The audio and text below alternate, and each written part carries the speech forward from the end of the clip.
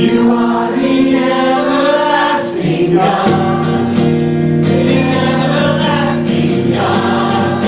You do not faint, you won't grow weary.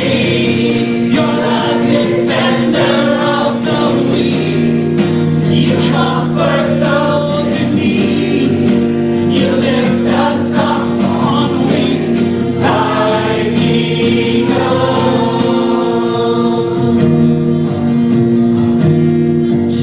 Well, let me tell you a true story. As opposed to a false story. This is true. In 1987, Judy and I moved from a little town in western Wisconsin to Minneapolis. I had been working in an operating room as an RN. What is it? A registered nurse. I was a registered nurse in a trauma center, and I worked in the operating room. I really enjoyed that. But it did not challenge me to grow in leadership. Because as a nurse, I was always following a doctor's order, or responding to a patient request, or following a predetermined protocol. There was very little risk in it. And I sensed that God was inviting me to aim a little more for risk. So we moved to the Twin Cities, Judy and I took a sales job selling arthroscopy instruments. This is where you put a scope inside somebody's joint, and then you put the image of their joint on a screen, and then you take little tools, little Pac-Man tools that eat up cartilage. So I was selling that. And the man who hired me was a Christian. He had become a Christian while he was in prison. He had been a heroin dealer before he became a Christian. He completely lied to me about the condition of the territory. So my first month commission check, the money we were going to live on our first month in the Twin Cities, was $33. It was very difficult. So, and he was a Christian of a particular, shall I say, Pentecostal view of the world. He continually said to me, the reason you're not selling, the reason you don't have money to buy food for your children, is because you're not speaking a proper profession of faith. You are not claiming your blessing in Jesus as you should. And he browbeat me with this daily. 6 months into this career change, I was waking up in the night, dreaming of burning his house to the ground. Serious. Not only that, those dreams gave me pleasure. Yes. Mark Bowen, Jesus follower, wanting to burn to death my boss. I could not shake my anger. Every day I was reminded of the injustice. I agreed to terms that completely favored him because he misrepresented the condition of the territory.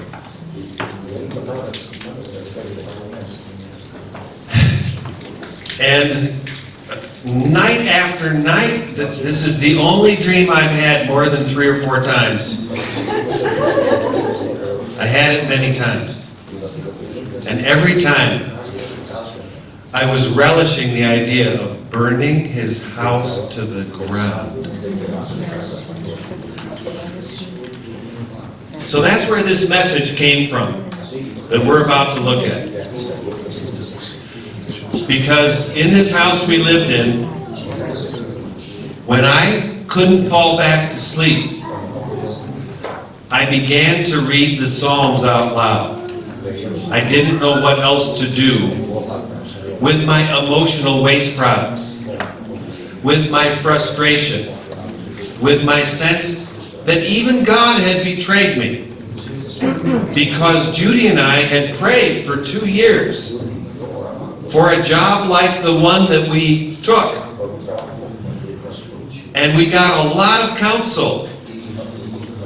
And all the counsel was, this is a good idea. You're not being challenged enough as a nurse. This will be more challenging. Go ahead. And we were going deeper into debt every month. And I would wake up with these dreams. And I couldn't fall back to sleep. So I didn't know what else to do. I thought, okay, I'm going to set my timer for 15 minutes, and I'm going to read 5 Psalms out loud. And I would walk around this open space in the living room apart from the sleeping quarters with the lights on at 3 in the morning, reading 5 Psalms out loud. And when the timer was up, and here's how I did it. I would start with today's date, and I would flip open to that psalm, and I would read it out loud. Then I would add 30 to that. Find that psalm, read it out loud. All the while, walking around to stay focused so I wouldn't go back to thinking about burning his house down. After I read through 5 Psalms, I would take the one that came closest to reflecting my feelings, my anger, my hurt, my frustration, my insecurity. I would look for the one that came closest to what I was feeling that evening, that night, and then I would set my timer on my watch for 15 minutes and pray that psalm back to God out loud for 15 minutes. 15 minutes reading, 15 minutes praying out loud. Usually at 3 or 4 in the morning, with my alarm clock set for 5:30. This was 30 minutes to sanity.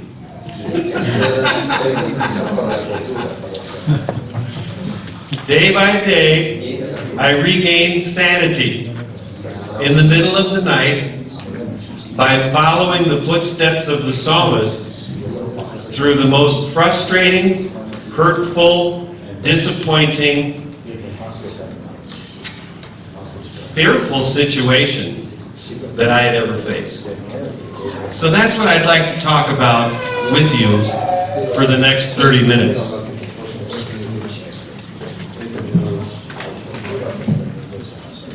And my question for you,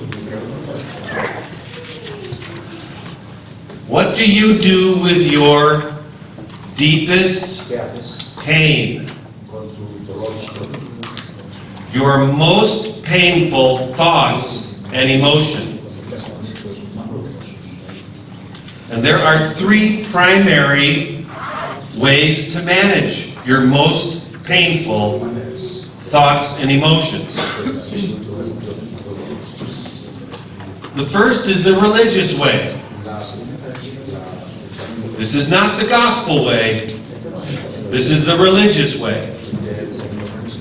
You stuff them. You hide them. You suppress them. You make believe that they are not there. You smile. You go forward. You don't deal with them. And they cling to you. And in time they come out sideways.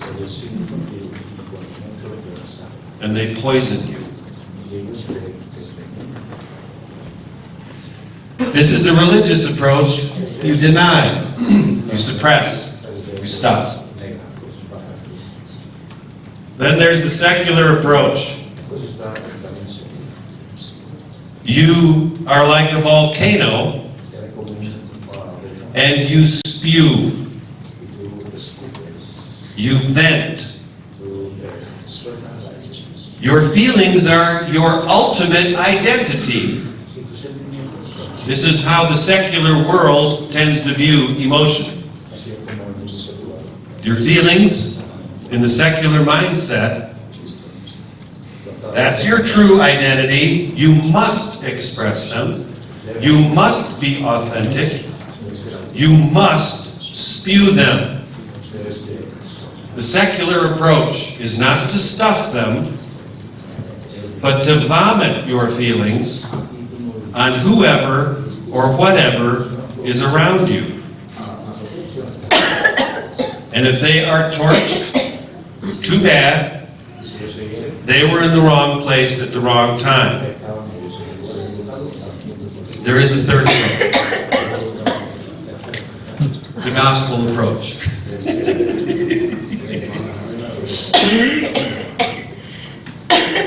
The gospel approach. Your feelings are valid. What do I mean by that? It's a very important definition. Your feelings are valid, therefore they mean something. What do they mean? You need God's help to figure out. We need God's help to process. The answer, the gospel answer, as modeled by David, by the way, because some of you are not going to like what I talk about for the next half hour. Let me just ask you a couple questions. What is the biggest book of the entire Bible? More chapters, more words. What is it? Psalms. Very good. Second question. What is Psalms primarily? A journal of praise or a journal of complaint? Think about it. It's 30% one, 70% the other. Which and which? Who knows? 30% praise, 70% anger, pain, frustration, sorrow, resentment, insecurity, expressed to God. Psalms.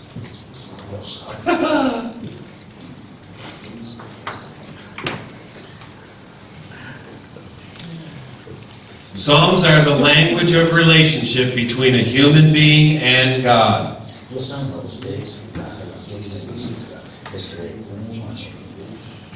They are not the language of religion. They are not the language of hypocrisy. Well, they're the language of relationship.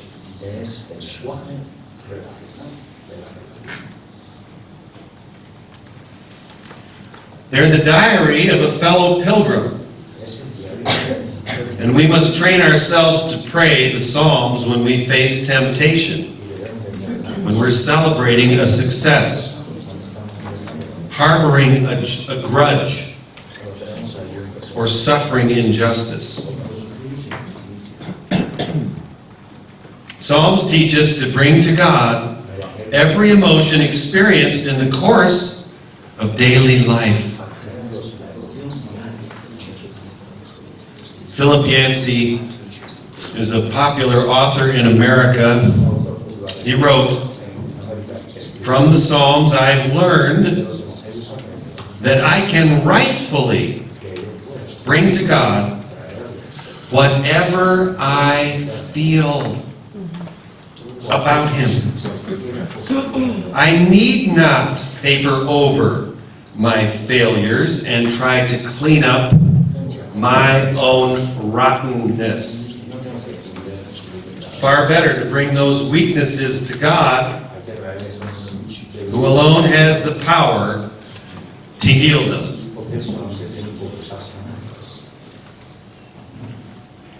Emotionally real prayer is modeled most extensively in the Psalms.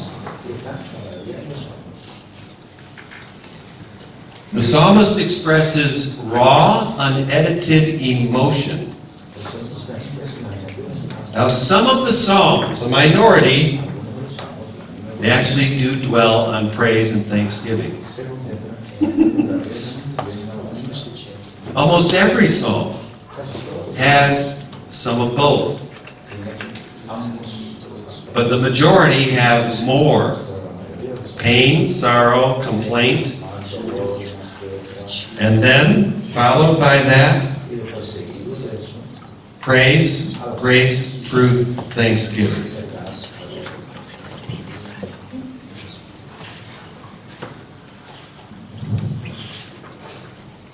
These psalms, they could be titled "Furious with God," or "I feel betrayed by God," or "I'm abandoned by God," or "I'm in despair about God." Here's the crucial thing. They express emotion without holding back.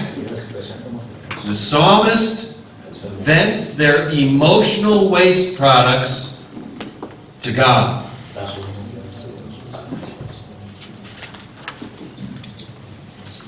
Just a couple examples. Psalm 18, verse 6. "In my distress, I called to the Lord. I cried to my God for help." This was the first one that I read out loud when I wanted to burn the guy's house down. I said, "Father, I'm in distress. I have a distressing dream. I want the man to burn. I don't think it's exactly your will. I'm distressed. I feel so cheated. I feel so misled. He keeps blaming me for the fact that I'm not getting paid when he's the one who lied to me. Please, oh God, I cry out to you. Help me, because I do want to burn his house down." Maybe you think, "Oh, you're a very unstable man." I don't think so. No worse than the average unstable man. This prayer life of David. And here's what helps me so much. David. Who was he? He's a king. He's courageous. He's a warrior. He's a musician. He feels deeply. He's a leader. A great leader. What's the secret of his emotional well-being? His spiritual well-being. Think of it this way, would you? What was David's biggest problem? His plank or Saul's speck? Well, Saul was a true problem in his life. Big problem. Somebody trying to kill you? That's a big problem. And he pours that out to God. And he says, oh God, knock his teeth out. Break his arms. He's trying to kill me. What do you do with your emotional pain? It has to go somewhere. What is the God-honoring place to take it? The Psalms show us.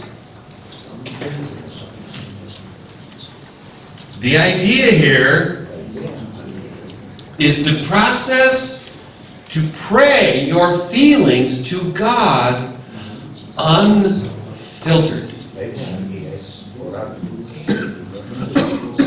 I want to ask you a question. If you don't answer it out loud, try to be honest. Does this idea thrill you or threaten you?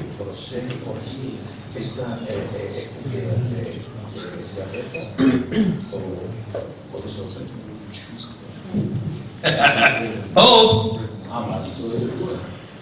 It really used to threaten me. It really threatened my image of what it meant to be a mature Christian. Now it thrills me.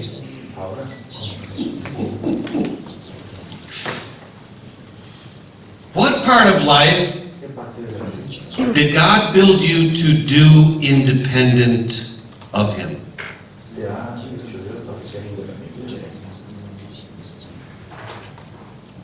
Any? This actually makes perfect sense.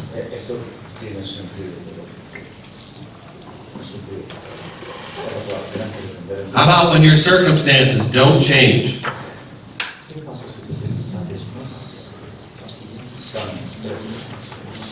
Psalm 13, verses 1 through 4. David prays this: Lord, how long will you forget me? Forever? Ever prayed like that? Oh, I couldn't. That's sacrilegious. Wait a minute.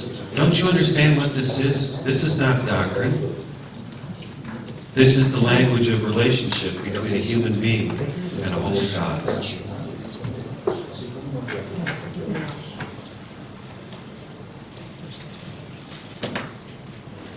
Psalm 13. How long will you look the other way? How long must I struggle with anguish in my heart, with sorrow in my soul every day? How long will the enemy have the upper hand? Do you ever pray this to God? Oh God, the good guys are losing. It looks like the kingdom of darkness is winning. It torments me. How long must I endure it? Oh, you think it. But what do you do with those thoughts? Oh God, my best isn't good enough. It doesn't look like it. I can't seem to change the situation. Where do you go with that? You carry it around? Or it'll eat you up from the inside out. It'll chew you up, spit you out.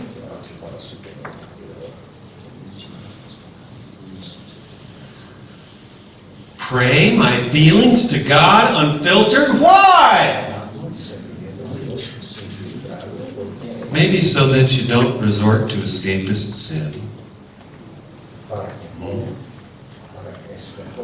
Don't you think?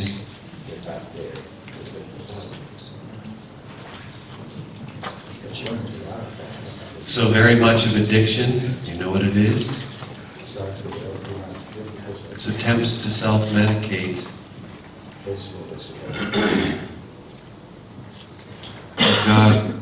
God is the one to whom we can take our painful thoughts and emotions unfiltered.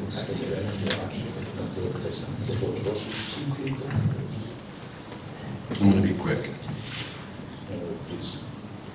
You see, the alternative to ventilating your anger to God over the fallenness of the world, over the fallenness of your heart, the alternative is to be poisoned by anger. You can vent your anger to Him. Think of it as spiritual breathing. Why do you breathe? Physically. Why? To get oxygen in, carbon dioxide out. Yep. Which actually triggers your rate of breathing? Who knows? The need for oxygen? The doctor knows. Or your body's need to get rid of carbon dioxide, which, if it builds up in your system, kills you. Why do you breathe? It's carbon dioxide. That's why you breathe in your sleep. God put a mechanism in you to read how much carbon dioxide there is in your blood. And so you do this about 16 times a minute to get rid of that poison, or you'd never wake up when you go to sleep at night. The buildup of carbon dioxide, poison, kills you a lot faster than the lack of oxygen. It's the same way emotionally. I have to breathe every day. God made me dependent on needing to do that. There's no shame in it. It's what it means to be human. So I have to breathe every day my emotional waste products to God. It's what it means to be human. There's no need to be ashamed of it.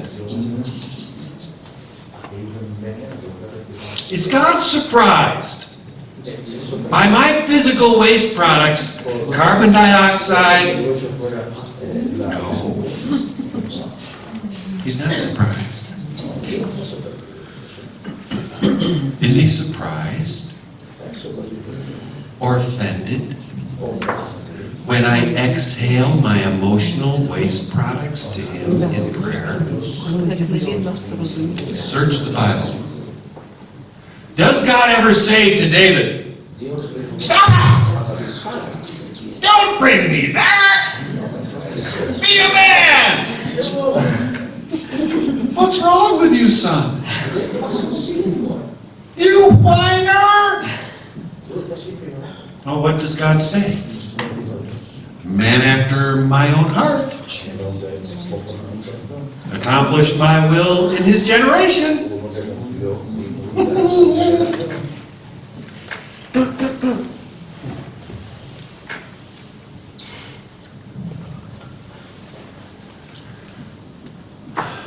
Pray our most painful thoughts to God.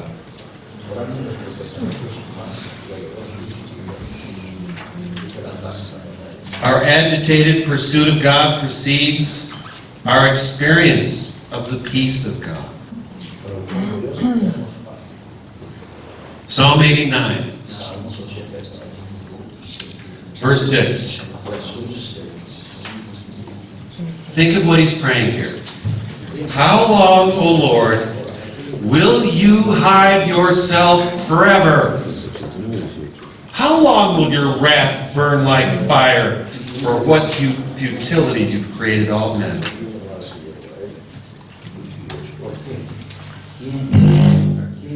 Psalm 18. Try this.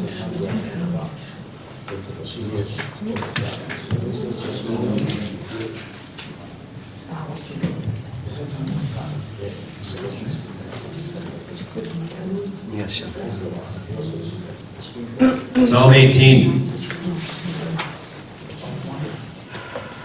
Psalm 88. Wrong. Psalm 88. Yeah. No, it's Psalm, well, whatever. That's a good one. Anyway, our time's running out. I have to move faster. But he prays things to God that I look at him and I tend to think, that's blasphemy. But it's not. He's breathing. And right after he gets done expressing his painful thoughts and emotions to God, think of it this way. He's not telling God, this is true of you, you abandoned me. He's telling God this. This feels true to me. Please help me. I'm going to pour out to you what hurts, Dad. Please comfort me. That's the spirit.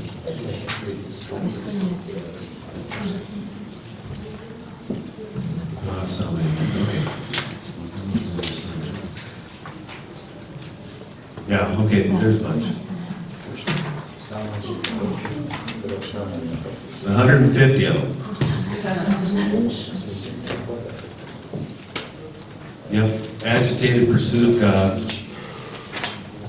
precedes our experience of the peace of God.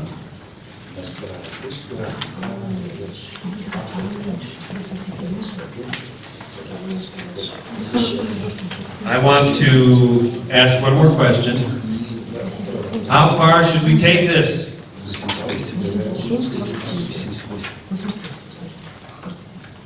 How far can we rightfully take this? The answer is the cursing psalms. If you've gone to seminary, they use a different term. Imprecatory. Fancy theological word for cursing.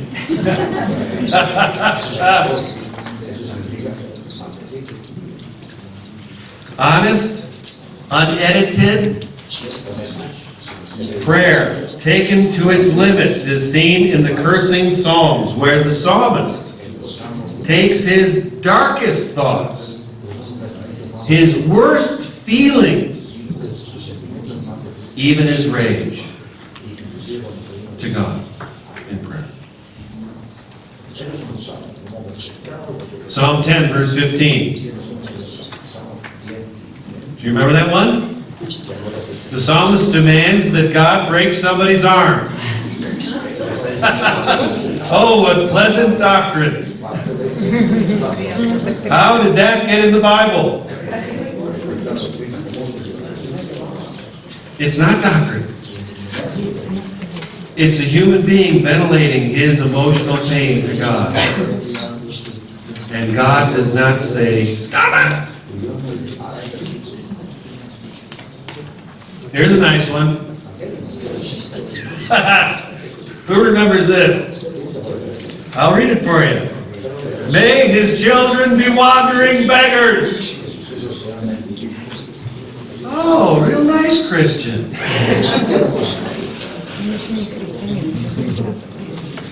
May they be driven from their ruined homes. Now wait a minute, I thought the Bible says don't take revenge. This is how you don't take revenge. You pour out to God your deepest emotional pain. your darkest thoughts. And you say, Lord, I want to burn this house down. Please give me grace and truth in place of this anger. Help me to ventilate it to you, unedited, unfiltered, without pretending.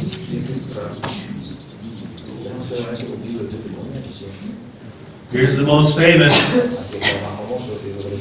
You ever read this one and wonder how it got in the Bible? What does it say? Happy is he who dashes your babies against the rocks. How'd that get in the Bible? Did you ever ask that question?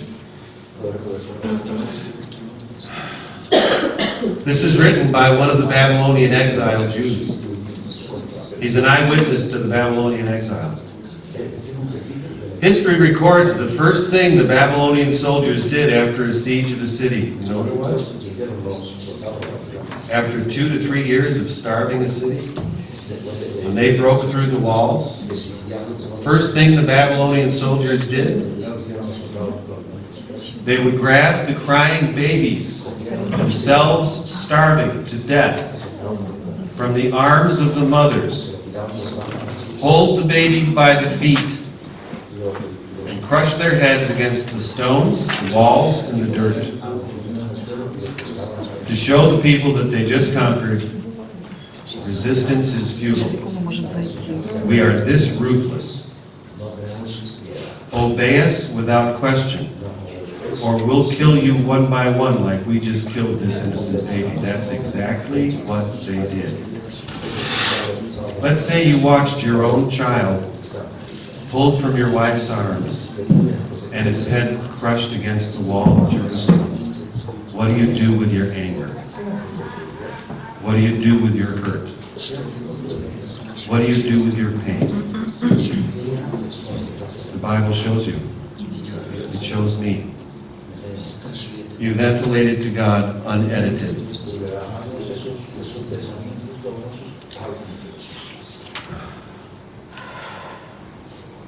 There's 3 obstacles to this, I think.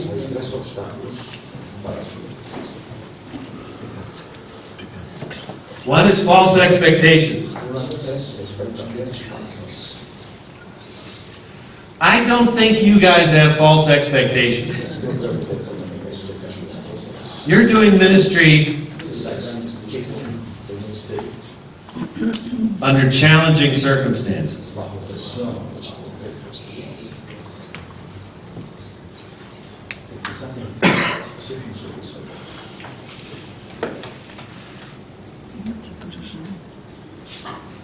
I don't think you have false expectations. Then it should be easy.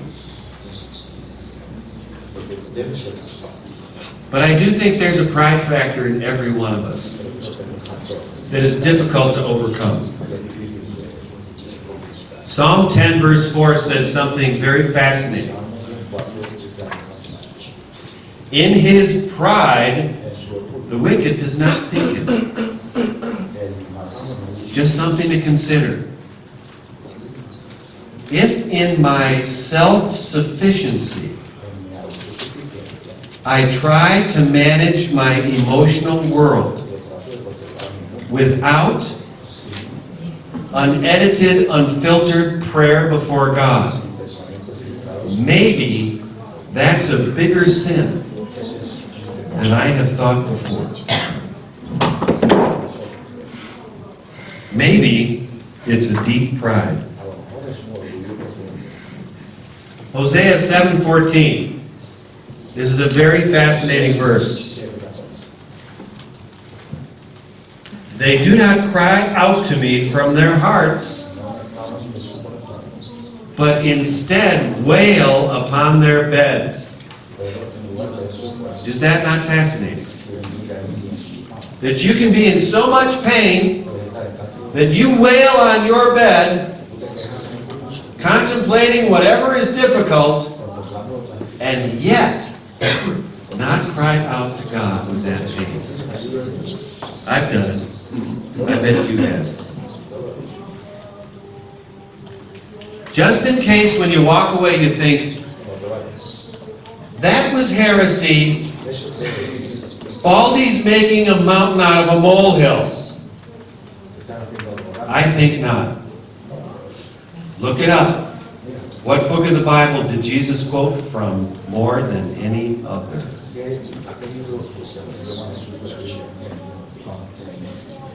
It's the one we're looking at. One other obstacle, your intentions are good, but you don't have a plan. And you're working full-time in a professional job, and you've got, say, 3 or 4 or maybe 5 kids, and you've got a church where always someone's going into crisis, or in crisis, or coming out of crisis. The pressure is relentless, and you don't have time. Actually, that's not the problem. You got to have a plan that you settle on before the pressure comes.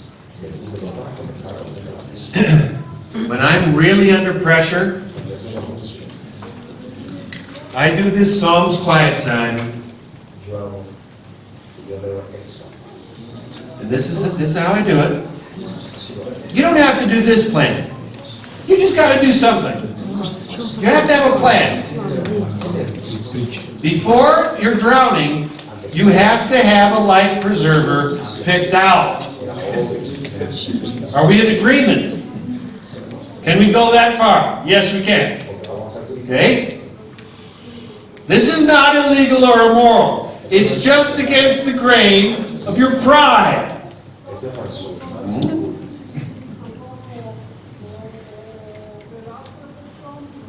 When I'm really under pressure, I set my timer for 10 minutes.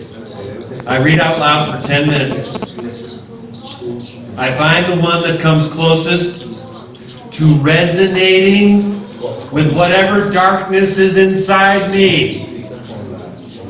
Whatever feels true, even if I know it's not true. You can relate, yeah? Pray that psalm back to God out loud for 10 minutes. Use a timer. This is 20 minutes to sanity.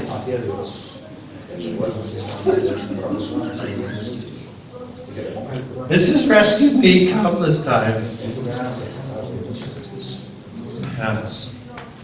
I've done it. A month ago, just before we started getting serious about making our reservations. You know why it was so chaotic? Why so many things went sideways? I thought I had prostate cancer. For 2 months this summer, I thought I had prostate cancer. I had good reason to think it. In my late 50s, rapid onset of symptoms, and a PSA test, that's prostate-specific antigen. The normal range is 0 to 4. Mine was 8.4. That's alarmingly high.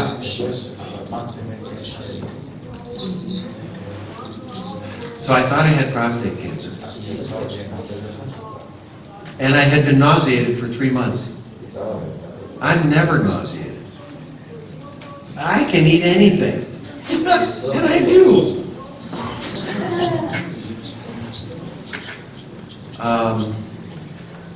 At the same time, a couple of the churches where I coach them, some things that we had been working on for a long time were going sideways.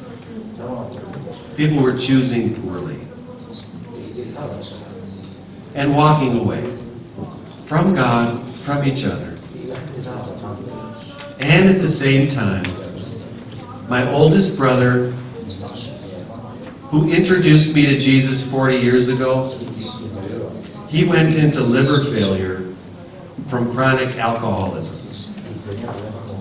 25 years ago, rather than doing a Psalms quiet time, which he and I have talked about many times, he climbed in a bottle of vodka and would not come out. So he went into chronic liver failure. He nearly died. So we took him in to live with us for a month before we could get him into treatment. All these things were happening at the same time. And my heart was overflowing with 1,000 different feelings and contrary thoughts. So every morning for the last month and a half, I've had a Psalms quiet time. Every morning for the last month and a half. And as it turns out, I don't have prostate cancer. And now my brother is in treatment. And some of the problems in the churches, they're not going away. But my soul is not well because my circumstances are well. It's because I poured out my emotional waste products unedited, and Jesus gave me in return grace and truth day by day. Let's stop there. Let's pray. Lord, we want to glorify you. And you told us the greatest commandment of all is to love you with all our heart, soul, mind, and strength. Heart. That's the first part of it. Heart. To love you with all our heart. I think we can't hold back our true emotional world from you, or we will never love you with all our heart. Nor will we know the depth of your love for us. Would you please teach us to be like David? Men and women who engage in the relationship of transparent, honest connection, so we can pour out our pain to you and receive your grace and truth to sustain us day by day. In Jesus' name, amen. Question. Mark, question. Yes? What happened with house of your boss? That is a great question. Jesus. Great question. What happened with the house of my boss that I wanted to burn down? Jesus gave me empathy for him. He was unbelievably lonely, in spite of being quite rich. When we would go out for lunch, the Lord, during one of these Psalms quiet times, impressed on me the verse where it says, do good to your enemies, and thereby you'll pour burning coals on their head. I thought that sounds good.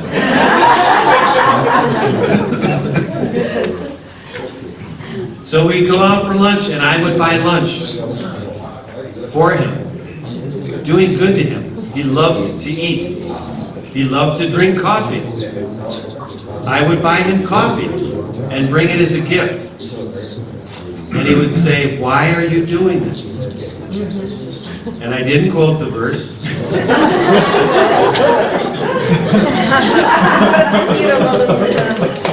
I said, the Lord has moved me to show kindness to you. And about a year later, he gave me a car. And he gave me a higher commission rate. I think God gave me favor in his eyes. But that's not why I did the Psalms quiet time, was to get more money out of him. And that's not why I gave him the gifts. That was just frosting. But I did not burn his house down. Thank you. Termites.